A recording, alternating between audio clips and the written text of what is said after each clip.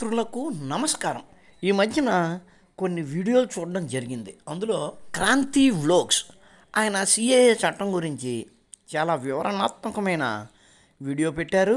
ఆ వీడియో చూస్తే గనక ఎవరైనా సరే నిజమే కదా, సిఏఏ చట్టవిరుద్ధమే కదా, సిఏఏ అన్యాయమే కదా అని అంటారు. ఈవెన్ అమిత్ షా కూడా అదే మాట అంటాడు. అంత చక్కగా వివరించారు. ఆ సిఏఏ చట్టం ఏ విధంగానూ ముస్లింలకు, భారతదేశపు ముస్లింలకే కాదు ఏ దేశపు ముస్లింలకు కూడా దానివల్ల కష్టము, నష్టము, ఇబ్బంది ఉండదు అని చాలా క్లియర్గా చెప్పారు.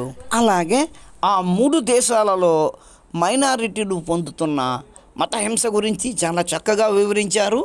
అందువల్ల ఆ మత హింసను తట్టుకోలేక ఇక్కడికి వచ్చిన వారు కాబట్టి వాళ్లకు పౌరసత్వం త్వరగా ఇవ్వాలి అన్నది చాలా న్యాయము, చట్టబద్ధము అని కూడా ఆయన చెప్పారు. అలా చెప్పిన తర్వాత 2 విషయాలు చెప్పారు. ఆ 2 విషయాలు విన్న తర్వాత, ఆ ఎనాలిసిస్ విన్న తర్వాత, అవును నిజమే కదా, ఇది చాలా అన్యాయం కదా అని మీరు అనుకుంటారు. మీరు కాదు, మోడీ కూడా అదే అనుకుంటాడు. ముందు ఆ 2 విషయాలు ఏంటో, ఆయన ఏం చెప్పాడో, ఎలా చెప్పాడో ఒక్కసారి విందాం. 19 డిసెంబర్ 11న పార్లమెంట్ లో ప్రవేశపెట్టిన సిఏఏ సిటిజన్షిప్ అమెండ్మెంట్ యాక్ట్ ని మార్చి 11, 2024 రోజు నుంచి అమల్లోకి తీసుకొని వస్తున్నట్లు ఇండియన్ గవర్నమెంట్ డిక్లేర్ చేస్తుంది. ఎన్నికల డిక్లరేషన్ రాబోతున్న తరుణంలో ఈ నిర్ణయం తీసుకోవడం మీద ప్రతిపక్షాలన్నీ కూడా దీనికి రాజకీయ ఉద్దేశం, రాజకీయ రంగు పులుముతున్నారు. రాజకీయ లబ్ధి పొందడం కోసమే బీజేపీ ఇప్పుడు ప్రకటించింది అంటున్నారు. బీజేపీ ఎన్నికలలో సెంటిమెంటును వేడి చేసి లబ్ధి పొందడానికే ఈ పని చేసిందా లేదా అన్నది మనం తర్వాత చర్చించుకుందాం. సార్ గారు చెప్పేది ఇంకొద్దిగా విందాం. ఈ యాక్ట్ ప్రకారం పాకిస్తాన్, ఆఫ్ఘనిస్తాన్, బంగ్లాదేశ్ లాంటి దేశాల్లో మతపరమైన హింసకు గురై 31 డిసెంబర్ 2014 రోజున కానీ ఆ రోజు కంటే ముందు కానీ భారత్ కి వలస వచ్చి ఇక్కడే స్థిరపడిన హిందువులు, క్రైస్తవులు, జైనులు, బౌద్ధులు, సిక్కులు, పార్సీలకు భారత పౌరసత్వం అంటే ఇండియన్ సిటిజన్షిప్ ని అందిస్తారు. ఈ సిఏఏని 2019లో పార్లమెంట్ లో ప్రవేశపెట్టినప్పుడు అండ్ రీసెంట్ గా అమలు చేసినప్పుడు చాలా మంది వ్యతిరేకించారు. ఈ యాక్ట్ విషయంలో ఎన్నో క్వశ్చన్స్, చాలా మందికి చాలా డౌట్స్ తో పాటు చాలా డిబేట్స్ జరుగుతున్నాయి. అవేంటో ఇప్పుడు చూద్దాం. ముస్లింస్ కి ఏ ఇబ్బంది ఉండదని గట్టిగా బల్లగుద్ది చెప్పొచ్చు. కానీ ఏ చట్టం ముస్లింలకు ఏ విధంగానూ ఇబ్బంది కాదు అని చెప్పుకొస్తూ ఇంకో మాట చెప్పారు. ఆ బల్ల స్క్రూ లూజ్ అయిపోయే ట్విస్ట్ ఒకటి ఉంది. ఆ ట్విస్ట్ పేరు ఎన్ఆర్సి. అదండి, ఈ సిఏఏ చట్టానికి ఎన్ఆర్సీకి లింకు పెట్టారు ఈ పెద్దాయన.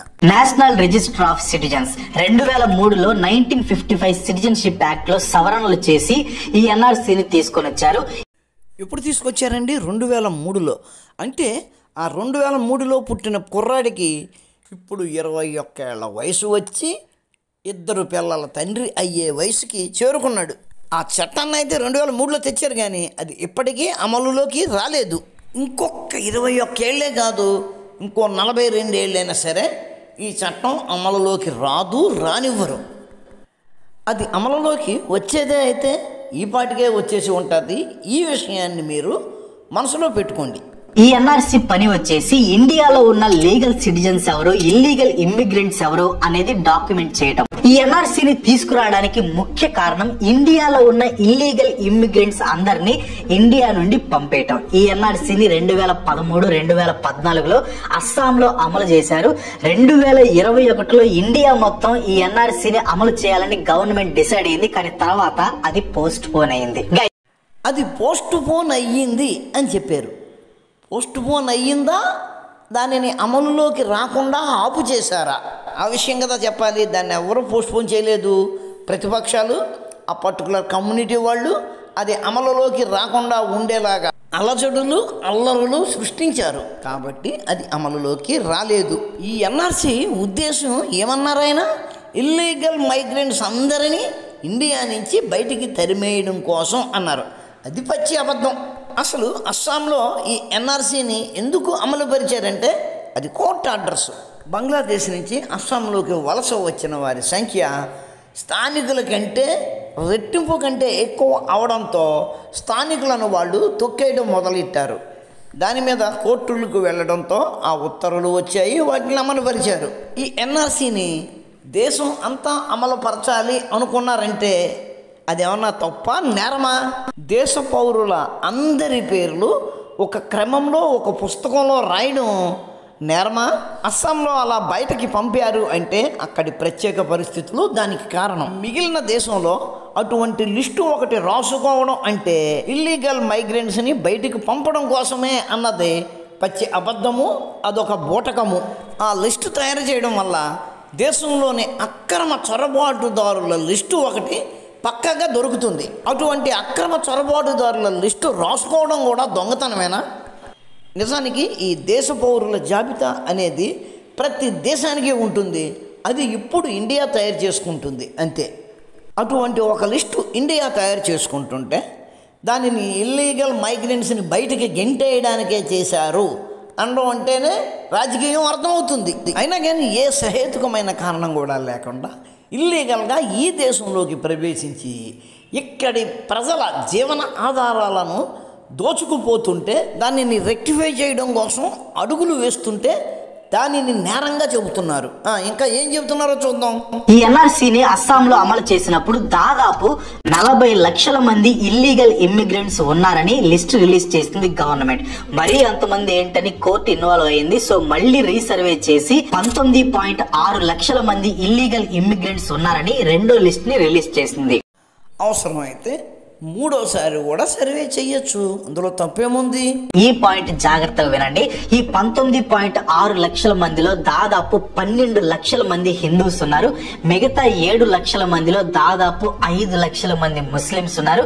ఇప్పుడు ట్విస్ట్ ఏంటంటే ఇప్పుడు కొత్తగా సిఏఏ వచ్చింది. సిఏఏ ప్రకారం ఆ 12 లక్షల మంది హిందూస్ కి ఇండియన్ సిటిజన్షిప్ వచ్చేస్తుంది. కానీ అదే సిఏఏ ప్రకారం ఆ 5 లక్షల మంది ముస్లిమ్స్ కి సిటిజన్షిప్ రాదు. రాదా? ఎందుకు రాదు?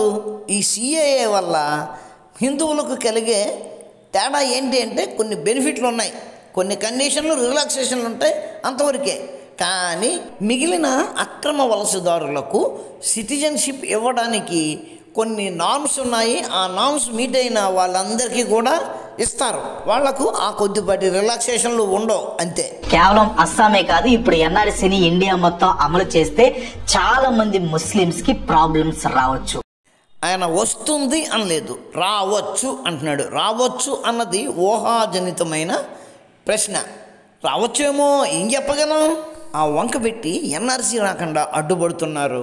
అదే వంక పెట్టి ఇప్పుడు సిఏఏను కూడా ఆపడానికి ప్రయత్నిస్తున్నారు. ఎందుకంటే పార్టిషన్ టైంలో పాకిస్తాన్ వెళ్లి మళ్ళీ తిరిగి ఇండియా వచ్చి సెటిల్ అయిన చాలా మంది ముస్లిమ్స్ అండ్ వాళ్ళ ఫ్యామిలీస్ ఇండియన్ సిటిజన్స్ అని ప్రూవ్ చేసుకోవాలంటే చాలా డాక్యుమెంట్స్ అవసరం అవుతాయి. ఇన్ని సంవత్సరాల తర్వాత అవన్నీ సంపాదించడం చాలా కష్టం. అలాంటి వాళ్ళు ఎన్ఆర్సీని క్లియర్ చేయలేకపోవచ్చు. అలా క్లియర్ చేయలేని వాళ్ళు సిఏఏ అమలు చేసినప్పుడు ఇండియా నుంచి బయటికి వెళ్ళిపోతారు. అలా బయటికి వెళ్లిపోయే వాళ్ళలో ఎన్నో సంవత్సరాల నుంచి మీ ఇంటి పక్కన ఉంటున్న ముస్లిమ్స్ ఫ్యామిలీస్ కూడా ఉండొచ్చు. ఇదే ఊహాజనితమైన ప్రశ్న. ఈ ఊహాజనితమైన ప్రశ్నే వాళ్ళ కుట్రకు ఆధారం. ఎట్టి పరిస్థితుల్లోనూ ఆ 3 దేశాల్లో హింసకు గురైన హిందువులకు భారతదేశ పౌరసత్వం రాకుండా చూడడమే వీళ్ళ ప్రధాన ధ్యేయం. ఏం చెప్తాడైనా? విభజన సమయంలో ఎగేసుకుంటూ పాకిస్తాన్ వెళ్ళిపోయిన ముస్లింలు అక్కడ పరిస్థితులను తట్టుకోలేక తిరిగి వెనక్కి వచ్చేశారు. ఆ వచ్చినట్టు వాళ్ళ దగ్గర ఆధారాలు లేవు కాబట్టి వాళ్ళు మళ్ళీ వాళ్ళని బయటికి గెంటేస్తారు అని అంటున్నాడు. అసలు ఇక్కడి నుంచి పాకిస్తాన్ వెళ్ళిపోయి కొందరు ముస్లింలు అక్కడ బతకలేక తిరిగి ఇక్కడకు వచ్చిన వారు ఎంత ఉంటారు? అసలు ముస్లింలని ఇక్కడి నుంచి పాకిస్తాన్కి వెళ్ళనిస్తే కదా మహాత్మా గాంధీ గారు ఉపవాసాలు చేసి మరీ అటువంటి వారిని ఆపేశారు. కాబట్టి ఇక్కడి నుంచి పాకిస్తాన్ వెళ్ళిన ముస్లింల సంఖ్య చాలా తక్కువ. అలా వెళ్ళిన వాళ్ళలో వెనక్కి వచ్చిన వాళ్ళు ఇంకా తక్కువ ఉంటారు. అటువంటి వాళ్ళలో మీ ఇంటి పక్కన ఎందుకు ఉంటారు? వాళ్ళు ఎక్కడో నార్త్లో ఉంటారు. మీ ఊరి దర్గా సెంటర్ నుంచో లేకపోతే గుంటూరు జిన్నా టవర్ సెంటర్ నుంచో అక్కడికి వెళ్ళిన వాళ్ళు ఎవరు లేరు కదా. ఆ వెళ్ళిన వాళ్ళందరూ కూడా ఆ బార్డర్ స్టేట్లకు సంబంధించిన వాళ్ళు ఉంటారు. నీ ఇంటి పక్కోడికి ఆ ప్రాబ్లం ఎందుకు వస్తుంది చెప్పండి? అలా వెళ్ళిన వాళ్ళలో కొంతమంది వెనక్కి వచ్చేశారు అన్న వాళ్ళు 1951కి ముందే వచ్చి ఉంటారు. వెళ్ళిన 5-6 నెలల్లోనే అక్కడ పరిస్థితులు అర్థమవుతే వచ్చి ఉంటారు. ఈ 5-6 నెలల్లోనే ఎందుకు అంటున్నాము అంటే ఈ ఎన్ఆర్సీ అనేది 1951 జనాభా లెక్కల లిస్ట్ ఉంటుంది కదా, ఆ లిస్టునే ఎన్ఆర్సీగా తీసుకున్నారు. ఆ లిస్టులో లేని వాళ్ళు మాత్రమే ప్రశ్నించబడతారు.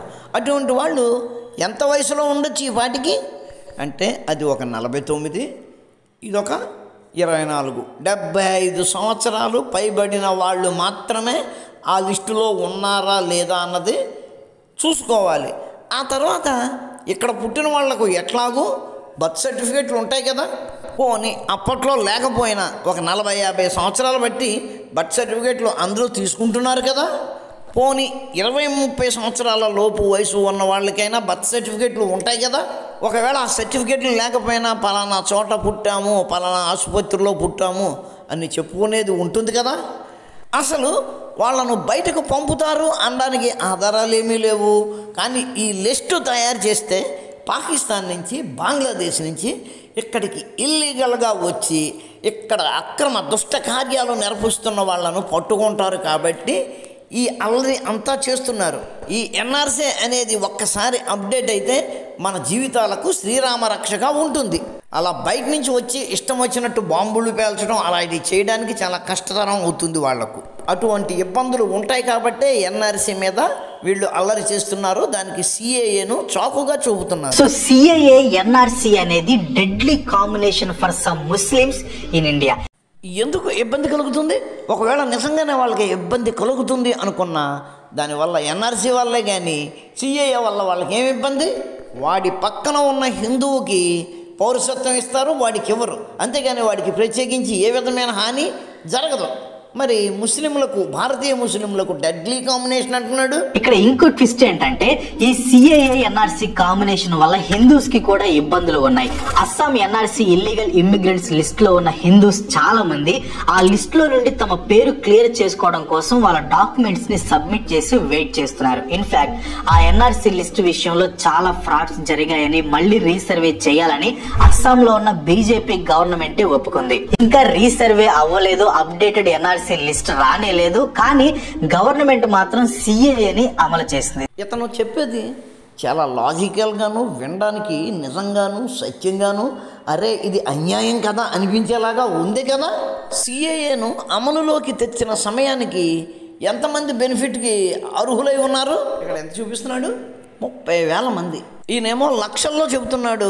అది ప్రజల్లో ప్యానిక్ సృష్టించడానికి తప్ప మరేమీ కాదు. సో ఇప్పుడు ఎన్ఆర్సీ లిస్ట్ లో ఉన్న హిందువుల పరిస్థితి ఏంటి? ఎన్ఆర్సీ లిస్ట్ ప్రకారం వాళ్ళు ఇల్లీగల్ గా ఇండియాలోకి వచ్చిన immigrants. So NRC illegal immigrants list లో ఉన్న హిందూస్ సిఏఏ ప్రకారం సిటిజన్షిప్ కావాలనుకుంటే తాము బంగ్లాదేశ్, పాకిస్తాన్, ఆఫ్ఘనిస్తాన్ లో మత హింసకు గురై ఇండియా వచ్చాము అని ఒప్పుకోవాలి. సింపుల్ గా చెప్పాలంటే సిఏఏ బెనిఫిట్స్ రావాలంటే తమని తాము ఫారినర్స్ అని డిక్లేర్ చేసుకోవాలి. ఎంతమంది అట్లా డిక్లేర్ చేసుకోగలరు? ఎక్కడే పుట్టినట్టు బర్త్ సర్టిఫికేట్లు ఉన్నవాడు నేను పాకిస్తాన్లోనో బంగ్లాదేశ్లోనో హింసకు గురయ్యి అది తట్టుకోలేక ఇక్కడికి పారిపోయి వచ్చాను అని ఎట్లా చెప్పగలడు? ఇక్కడ పుట్టిన వాడికి ఆ సిఏఏ చట్టం ప్రకారం ఆ వెసులుబాట్లు కల్పించబడవు. మిగిలిన గైడ్లైన్స్ ఏమైతే ఉంటాయో వాటి ప్రకారం మాత్రమే వాడి పౌరసత్వం లెక్కించబడుతుంది. సపోజ్ నువ్వన్న లెక్క ప్రకారమే చూద్దాం. ఒక 25 ఏళ్ల ముస్లిం యువకుడు ఉన్నాడు. వాడికి ఇక్కడ పుట్టినట్టు బర్త్ సర్టిఫికేట్ లేదు, ఇక్కడ వాడు చదువుకున్నట్టు స్కూల్ సర్టిఫికేట్లు లేవు. ఎందుకు లేవు అంటే వాడు ఇక్కడ పుట్టలేదు కాబట్టి. 25 ఏళ్ల వయసు వాడు ఎప్పుడు అక్కడి నుంచి వచ్చి ఉంటాడు? వాడు పుట్టిన తర్వాతే, అంటే ఈ 25 ఏళ్ల లోపులోనే. ఈ 25 ఏళ్ల లోపులో వాడు ఆ పాకిస్తాన్లోనో బంగ్లాదేశ్లోనో మతహింసకు గురయ్యాను అని చెప్పడానికి అవకాశం లేదు కదా. అక్కడ వాడిని మతహింసకు గురి చేసే అవకాశమే లేదు కదా. అంటే వాడు ఆ పరిస్థితులు కాక వేరే కారణంతో వచ్చాడు. అటువంటి వాడిని ప్రశ్నిస్తారు ఎందుకు వచ్చావు అని. ఇప్పుడు ప్రాబ్లం అది. ఉన్న ముస్లింలందరికీ ఇవ్వాలి, లేకపోతే హిందువులకు కూడా ఇవ్వకూడదు. హిందువులు మతహింసకు గురై వచ్చినా సరే ఇది వాళ్ళ లెక్క. ఎందుకంటే వాళ్ళ కోసం వీళ్ళకు కూడా ఇవ్వాలి అంతే. అలా చేయటానికి ఎవరు సిద్ధంగా ఉంటారు చెప్పండి? అవును, అలా చేయలేని వాళ్ళు సిఏఏలో ఉన్న వెసులుబాట్లను వదులుకొని సాధారణ పద్ధతిలో పౌరసత్వం కోసం వెయిట్ చేస్తారు. అలా రుజువులు సమర్పించుకున్నవాడు పౌరసత్వం తీసుకుంటే అటువంటి అప్లికేషన్ చెయ్యలేని హిందువుకి ఇబ్బంది ఏంటి? వాడికైతే నష్టం ఏమీ లేదు కదా, కాబట్టి మీరు ఇటువంటి కబుర్లు చెప్పక్కర్లేదు సార్. అసలు దేశం మొత్తం ఎన్ఆర్సీని కంప్లీట్ చేయకుండా సడన్ గా ఎలక్షన్స్ ఇంకో నెలలో ఉన్నాయి అనగా సిఏని ఇంప్లిమెంట్ చేయడం ఏంటి? అదేంటి ఏమీ తెలియని ఎర్రి పప్పలాగా ఇలా అడుగుతున్నావు? ఇప్పుడు అమలు చేయడం ఏంటి? 2019లోనే ఆ చట్టాన్ని తెచ్చిన వెంటనే దానిని అమలు పరచడానికి ఆయత్తమయ్యారు. కానీ మీరేం చేశారు? ఢిల్లీలో ఆ రోడ్లు మూసేసి సంవత్సరం పాటు అల్లర్లు చేసి ఆ చట్టం అమలులోకి రాకుండా అడ్డుపడ్డారు. ఎందుకంటే ఆ రోజున ఉన్న పరిస్థితులు మీకు ఆ బలాన్ని ఇచ్చాయి. బీజేపీ ఆ చట్టాన్ని ఇప్పుడు ఈరోజు అమలుపరిచింది అనుకుంటే చాలా పొరపాటు. 2019లో అయితే ఆ చట్టాన్ని తెచ్చింది, కానీ ఆ చట్టాన్ని తెస్తాను అని ఎప్పటి నుంచో బీజేపీ చెబుతుంది. తాను తెచ్చిన చట్టాన్ని వెంటనే అమలుపరచడానికి అది ప్రయత్నించదా? కానీ మీరు అడ్డుపడి అది అమలుపరచకుండా చూశారు. ఈ రోజున అమలుపరిస్తే దాని ద్వారా ఎన్నికలలో రాజకీయ లబ్ధి పొందవచ్చు అని బీజేపీ దానిని ఇప్పుడు అమలుపరిచింది అని మీరంటున్నారు. కానీ బీజేపీ ఉద్దేశం అదేనా? 2019లో దాన్ని అమలుపరిచినప్పుడు మీరు ఎక్కడెక్కడి నుంచో కోట్ల డబ్బులు తెచ్చి ఖర్చు పెట్టి దాన్ని అల్లరి చేసి ఆపారు. వివిధ మార్గాల ద్వారా మీకు విదేశాల నుంచి అక్రమ నిధులు రాకుండా వాళ్ళు నిలుపుదల చేశారు. అటువంటి అల్లర్లు చేయడానికి ఈ రోజున మీ దగ్గర ఆ సత్తువ లేకుండా చేశారు. ఏదో చిన్న మంట వెలిగించి దానిలో రొట్టెలు కాల్చుకుందాం అని రాజకీయ పార్టీలు, కాంగ్రెస్ లాంటి రాజకీయ పార్టీలు ప్రయత్నించడానికి వీలు లేకుండా ఎన్నికల ముందు ఆ చట్టాన్ని తెచ్చారు. ఆ చట్టానికి వ్యతిరేకంగా ఈ రోజున కాంగ్రెసే కాదు ఏ పార్టీ అయినా అల్లరి చేస్తే వాళ్ళు ఎన్నికలలో ఖచ్చితంగా నష్టపోతారు. కాబట్టి వాళ్ళు ఆ పని చేయరు. ఈ విధంగా బీజేపీ తన దీర్ఘకాల వాగ్దానాన్ని అమలుపరిచి మాట నిలబెట్టుకుంది. అంతేకాని ఆ పని చేయడం వల్ల 4 ఎంగిలి ఓట్లు సంపాదించుకునే ఆశ దానికి లేదు. ఎందుకంటే 6 నెలల క్రితమే it is confirmed that Modi is the next PM. దానికోసం ఎంగిలి ఓట్లు ఎదుర్కోవాల్సిన అవసరం బీజేపీకి లేదు. సెక్షన్ 6 సిటిజన్షిప్ యాక్ట్ లో ఉన్న ఎలిజిబిలిటీ క్రైటీరియాని ఫుల్ఫిల్ చేస్తే ఏ ముస్లిం కైనా ఇండియన్ సిటిజన్షిప్ అనేది లభిస్తుంది. సెక్షన్ 6 సిటిజన్షిప్ యాక్ట్ కి మతాలతో అసలు ఎలాంటి సంబంధం ఉండదు. ఎవరైనా ఇండియన్ సిటిజన్షిప్ కోసం అప్లై చేసుకోవచ్చు. ఆ 3 దేశాలలో ఎవరైనా సరే అక్కడ ఆస్తులు లేక, బతకడానికి వృత్తులు లేక, చేసుకోవడానికి తినడానికి తిండి లేక ఇక్కడికి వచ్చి ఆ జీవనం ఇక్కడ కొనసాగిద్దాము అని అనుకుని వచ్చిన వారికి పౌరసత్వం ఇవ్వడానికి ఎటువంటి నియమ నిబంధనలు ఉన్నాయో అట్లా వచ్చిన వారికి ఆ నియమ నిబంధనల ప్రకారమే ఇస్తారు. అక్కడ మతము కులము తేడా లేదు.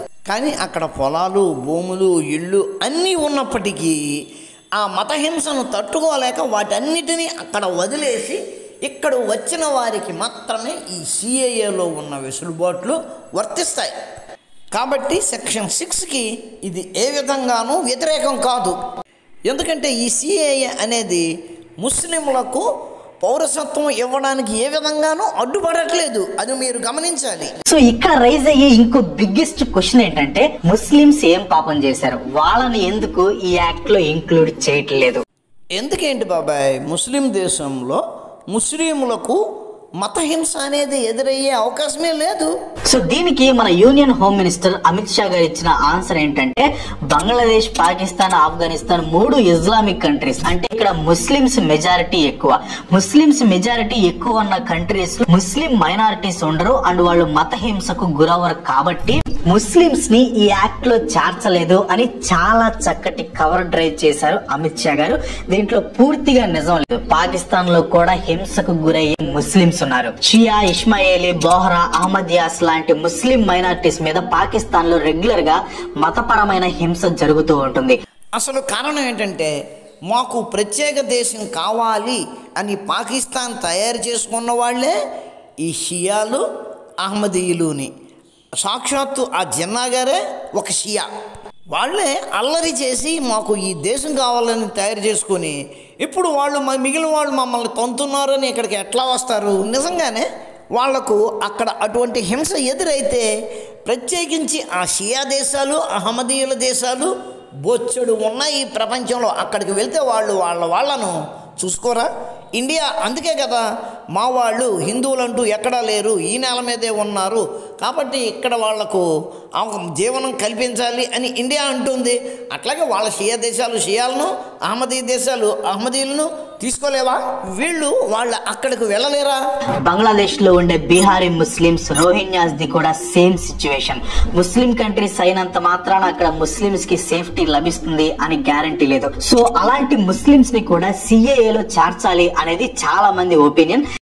అడుగుతారు నాయన, మొత్తం ప్రపంచంలోని ముస్లింలు అందరినీ ఇక్కడికి తీసుకొస్తామంటారు. ఎందుకంటే ప్రపంచంలో ప్రతి ముస్లిం దేశంలో కూడా ఇంకో ముస్లిం మీద మతహింస జరుగుతూనే ఉంటుంది.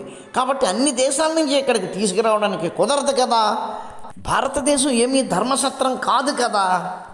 అసలు నీ గోల ఏంటంటే మా ముస్లింలందరినీ ఆపేసి కేవలం మీ హిందువులకు మాత్రమే మీరు ఈ రిలాక్సేషన్ ఇస్తున్నారు అన్నది.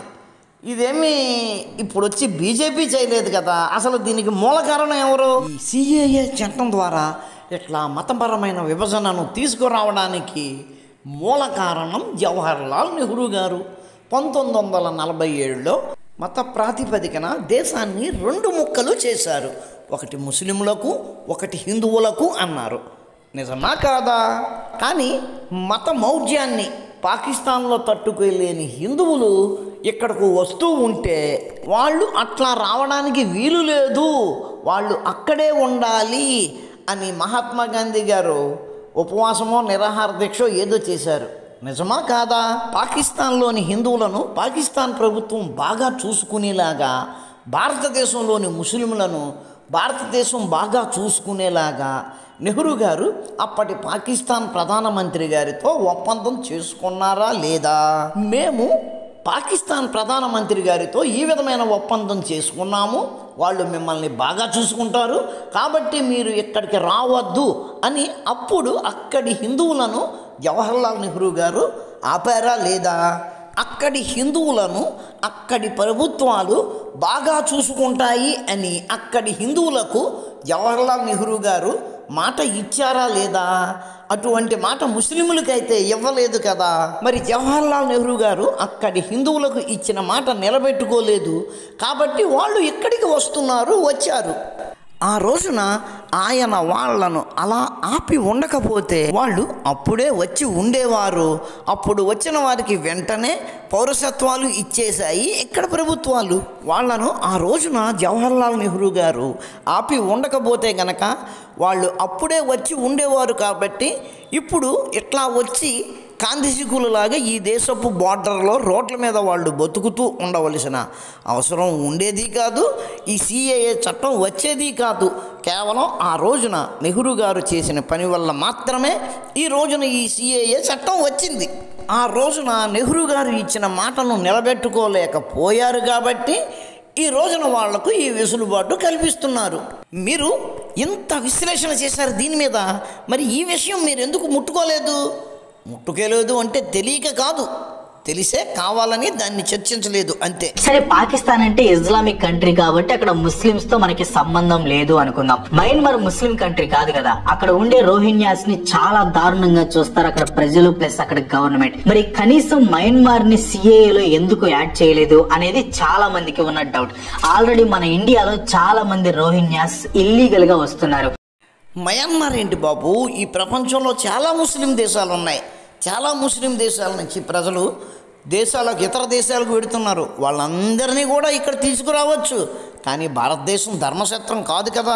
మయన్మార్ సంగతి పక్కన పెడదాం. ఇండియాలో చాలా మంది ఇండియాలోకి బయట దేశాల ముస్లిమ్స్ ఎందుకు, ముస్లిమ్స్ కి సిఏఏ అనవసరం, ఇస్లాం పేరుతో కంట్రీని నిర్మించుకున్నప్పుడు ముస్లిమ్స్ కి ప్రొటెక్షన్ ఇవ్వాలి, అలా ఇవ్వలేనప్పుడు అసలు దేశాలు ఎందుకు ఏర్పడ్డాయి అంటున్నారు. ఇది లాజికల్ పాయింటే. ఇస్లాం ని బేస్ చేసుకుని కాన్స్టిట్యూషన్స్ రాసుకున్నారు, కంట్రీని బిల్డ్ చేసుకున్నారు. కానీ ఆ దేశాలు ఇప్పుడు ఎలా ఉన్నాయి, పాకిస్తాన్ ని ప్రపంచం ఎలా చూస్తుందో మనందరికీ బాగా తెలుసు. బంగ్లాదేశ్ ని అసలు ఎవరు సీరియస్ గా తీసుకోరు. ఇవే కాదు, రిలీజియన్ ని బేస్ చేసుకుని రూల్ చేసే చాలా వరకు కంట్రీస్ అండర్ డెవలప్డ్ గా ఉంటూ ఎప్పుడు ఏదో ఒక రిలీజియస్ ఫైట్ జరుగుతూనే ఉంటుంది. డెవలప్డ్ కంట్రీస్ ఏవి కూడా కంట్రీని రిలీజియస్ బేసిస్ మీద రూల్ చేయవు. లైక్ అమెరికా కానీ, ఆస్ట్రేలియా కానీ, జపాన్ కానీ, సింగపూర్ కానీ, ఇవన్నీ సెక్యులర్ కంట్రీసే. మరి ఇండియాకి గ్లోబల్ గా ఒక రెస్పెక్ట్ ఉంది. సెక్యులరిజం కి కేర్ ఆఫ్ అడ్రస్ ఇండియా. అలాంటి ఇండియా ఒక పర్టికులర్ రిలీజన్ ని పట్టించుకోకుండా ఉండటం అనేది ఇండియాలో సెక్యులరిజం కి పెద్ద దెబ్బ. పట్టించుకోకపోవడం ఏంటి, మిగిలిన వారిలాగే వారికి కూడా కొన్ని గైడ్ లైన్స్ ఉన్నాయి, దాని ప్రకారం వాళ్ళకి ఇస్తారు అని మీకు తెలుసు. అయినా కానీ వాళ్ళను చిన్న చూపు ఎవరు చూస్తున్నారు? ఈ దేశంలో హిందువులు 2వ తరగతి పౌరులుగా జీవిస్తున్నారు. మీకు తెలీదా? ఒక హిందువు ఇంటి మీద ఆ ముస్లిం బోర్డు వచ్చి ఇది నాది అంటే అది వాడిదే. దాన్ని ప్రశ్నించడానికి ఎవ్వడికి అధికారం లేదు. వాడు బస్ స్టాండుల్లోనూ, రైల్వే స్టేషన్లోనూ, ఎయిర్పోర్టుల్లోనూ, ఆఖరికి ఫ్లైఓవర్ల మీద కూడా మసాలాలు సృష్టిస్తున్నాడు. వాడి ఏక కూడా ఎవడు పీకలేకపోతున్నారు.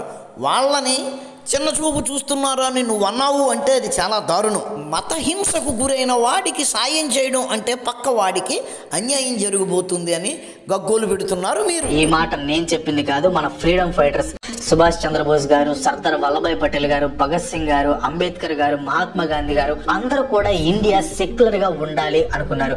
ఏ ఒక్కరు కూడా ఇండియాని రిలీజియన్ బేస్డ్ కంట్రీగా మార్చాలి అనుకోలేదు. వాళ్ళు ఏమన్నారని నువ్వు ఇక్కడ అంటున్నావు? ఇక్కడ మతపరమైన వివక్ష ఎక్కడుంది? నెహ్రూ గారు కదా వీళ్ళని మీరు అక్కడే ఉండండి మేము చూసుకుంటామని వాళ్ళు చెప్పి వాళ్ళను గాలికి వదిలేసింది. నెహ్రూ గారంటే ఈ దేశపు ప్రభుత్వమే కదా. ఈ దేశం వాళ్లకు అన్యాయం చేసింది కాబట్టి దానిని ఇప్పుడు సరిదిద్దుతున్నారు. దానికి వచ్చి ఇన్ని దొంగ కబుర్లా? అసలు కాన్స్టిట్యూషన్ పరంగా సిఏని అమలు చేయడం రైట్ ఆర్ రాంగ్? మన కాన్స్టిట్యూషన్ లోని ఆర్టికల్ 14 ఏం చెప్తుందంటే, the state shall not deny to any person equality before the law or the equal protection of the laws within the territory of India on grounds of religion, race, caste, sex or place of birth. Equality గురించి, equal opportunities గురించి తెలిపే ఈ article 14 ని Muslims కి citizenship ఇవ్వకుండా CAA పూర్తిగా వ్యతిరేకిస్తుంది. అవునా? 5 సంవత్సరాలుగా అరిచి గోల పెడుతున్నారు కదా. 2 సంవత్సరాలు అయితే రోడ్లను కూడా మూసేసి స్తంభింపజేశారు. కొన్ని ప్రాంతాలకు మార్గం లేకుండా చేసేశారు. కల్లోలం సృష్టించి అతలాకుతలం చేసేశారు. నిజంగా కనుక సిఏఏ ఈ ఆర్టికల్కే కాదు, రాజ్యాంగంలోని ఏ చిన్న అంశానికి వ్యతిరేకంగా ఉంది అనుకున్నా సరే 2 సంవత్సరాల పాటు ప్రతిపక్షాలు అంతగా ఆగమాగము అయిపోవలసిన అవసరం ఏముంది చెప్పండి? సింపుల్గా ఒక్క చిన్న పబ్లిక్ ఇంట్రెస్ట్ లిటిగేషన్ సుప్రీంకోర్టులో వేసుంటే వెంటనే దాన్ని కొట్టేసేవారు. అంటే మీరు అలా చేయలేదు అంటే మీరు చెప్పిన మాట అబద్ధము అని చాలా సింపుల్గా తేలిపోతుంది. రాజ్యాంగాన్ని వ్యతిరేకిస్తూ, అది కూడా ఇప్పుడు ఈ టైంలో సిటిజన్షిప్ అమెండ్మెంట్ యాక్ట్ ని అమలు చేయడం వెనక బీజేపీకి చాలా పెద్ద ప్లాన్స్ ఉన్నాయని అపోజిషన్ పార్టీస్ ఆరోపిస్తున్నాయి. అవును, కాదన్నది ఎవరు? ఈ విషయంలో బీజేపీకి చాలా పెద్ద ప్లాన్స్ ఉన్నాయి. 30 సంవత్సరాలుగా సిఏఏ అంటూ బీజేపీ అరుచుకు వస్తుంది. ఆ పెద్ద ప్లాన్ని ఎట్టి పరిస్థితుల్లోనూ అమలు పరిచి తీరాలి. రాహుల్ గాంధీ కేజ్రీవాల్గా మారిపోయినా, కేజ్రీవాల్ రాహుల్ గాంధీగా మారిపోయినా అక్కడి నుంచి మత హింసకు గురై పారిపోయి వచ్చిన హిందువులకు న్యాయం జరగాలి. అదే బీజేపీ అంతిమ లక్ష్యం. ఆరోపించడం కాదు, ఇట్స్ ఫ్యాక్ట్. నువ్వు చెప్పేదేంటి? మేమే చెప్తున్నాం కదా, ఆ సిఏఏని అమలుపరచడమే బీజేపీ అంతిమ లక్ష్యం. ఓహో, బై ప్రోడక్ట్స్ గురించి నువ్వు మాట్లాడుతున్నావా? ఎలక్టోరల్ బాండ్స్ ఇష్యూని డైవర్ట్ చేయడానికి బీజేపీ సిఏఏని అమలు చేసిందని అపోజిషన్ పార్టీస్ కి చెందిన లీడర్స్ ఆరోపిస్తుంటే ఏం చెబుతున్నారు సార్? ఇనేవాడు రాహుల్ గాంధీ అయితే చెప్పేవాడు కాంతి వ్లాగర్ అని ఎన్నైనా చెప్పచ్చు. ప్రజలు ఈ రోజున పూర్వంలా లేరు. ప్రతి ఒక్కరికి కూడా ప్రతి సమాచారం అందేస్తుంది. ఎలక్టరల్ బాండ్స్ ద్వారా కేవలం బీజేపీ మాత్రమే చందాలు తీసుకుంది అన్నట్లుగా మీరు మాట్లాడుతున్నారు. వాళ్ళ బడ్జెట్తో పోల్చుకుంటే కేంద్ర బడ్జెట్, అదేవిధంగా బీజేపీ పాలిత రాష్ట్రాల బడ్జెట్లు, ఈ మొత్తానికి బీజేపీ తీసుకున్న ఎలక్టరల్ బాండ్స్ రేషియో లెక్క కడితే మిగిలిన పార్టీలు పాలిస్తున్న రాష్ట్రాల బడ్జెట్తో వాళ్ళు తీసుకున్న ఎలక్టరల్ బాండ్స్ వాల్యూని రేషియో కడితే గనక బీజేపీది చాలా తక్కువ. కాబట్టి తాను ఒక్కటే ఏదో దొంగతనం చేసేశాను అని బీజేపీ దాన్ని పక్కదారి పట్టించవలసిన అవసరం లేదు. ఎలక్టరల్ బాండ్స్ విషయంలో బీజేపీ దొంగగా నుంచుంటే మిగిలిన రాజకీయ పార్టీలన్నీ బీజేపీతో పాటు నుంచుంటాయి. కాబట్టి ఇక్కడ బీజేపీ దేనికి కూడా మసిపూసి మారేడికాయ చేయవలసిన అవసరం లేదు. అది మిత్రులారా, ఇక్కడ క్రాంతి బ్లాగు గారు చాలా చక్కగా చెప్పారు. కానీ అసలైన విషయం నెహ్రూ గారు చేసిన పని గురించి ఇక్కడ ఆయన చెప్పకుండా శుద్ధపూసలాగా ఇక్కడ ఉన్న విషయాలను మాత్రమే విశ్లేషిస్తున్నారు. మీరే ఒక్కసారి ఆలోచించండి. ఆ రోజున కేవలం హిందువులను మాత్రమే రావద్దు అని ఆయన ఆపారు కదా, ముస్లింలను ఆపలేదు. అదొకటో పాయింట్. 2, ఆ రోజున వాళ్ళను ఆపకుండా ఉంటే వాళ్ళు ఆ రోజే వచ్చేవారు. ఆల్రెడీ అక్కడి నుంచి రావాల్సిన వాళ్ళందరూ అప్పుడే వచ్చి ఉంటే ఇప్పుడు రావాల్సిన పరిస్థితే ఉండేది కాదు. ఈ సిఏఏ చట్టమే వచ్చి ఉండేది కాదు. అంటే ఈ సిఏఏ చట్టానికి అప్పటి భారత ప్రభుత్వం చేసిన తప్పిదమే కారణం. కాబట్టి అప్పుడు భారత ప్రభుత్వం చేసిన తప్పిదాన్ని సరిదిద్దుకోవడమే ఈ సిఏఏ చట్టం. ఈ విషయాన్ని విశ్లేషించకుండా రకరకాల ఆ చట్టాలు, ఈ యాక్ట్లు, ఇది రాజ్యాంగ విరుద్ధం, ఇదేంటండి ఇది నిజంగా రాజ్యాంగ విరుద్ధమే అయితే గనక సుప్రీంకోర్టు ఎప్పుడో కొట్టి పాడేసేది. సుప్రీంకోర్టులో సింపుల్గా కొట్టిపారేసే విషయం మీద షాహీన్ బాగ్లో ఈ ప్రతిపక్షాలు భూమిని ఆకాశాన్ని ఏకం చేసి చావవలసిన అవసరమే లేదు కదా. చేశారు అంటే సుప్రీంకోర్టులో పని జరగదు అని. సుప్రీంకోర్టులో పని జరగదు అంటే అర్థం అది రాజ్యాంగ విరుద్ధం కాదు అని. మిత్రులారా, వీళ్ళు నోటికి వచ్చినవి చాలా చక్కగా మనం నమ్మేలా చెబుతారు.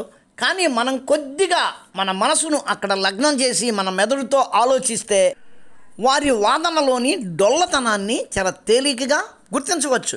మిత్రులారా, వీడియో నచ్చితే లైక్ చేయండి, షేర్ చేయండి, మీ కామెంట్ పెట్టండి. మన ఛానల్ని ఇంకా సబ్స్క్రైబ్ చేసి ఉండకపోతే వెంటనే సబ్స్క్రైబ్ చేయండి. ఉంటాను. నమస్కారం. మతోన్మాదంపై రామబాణం.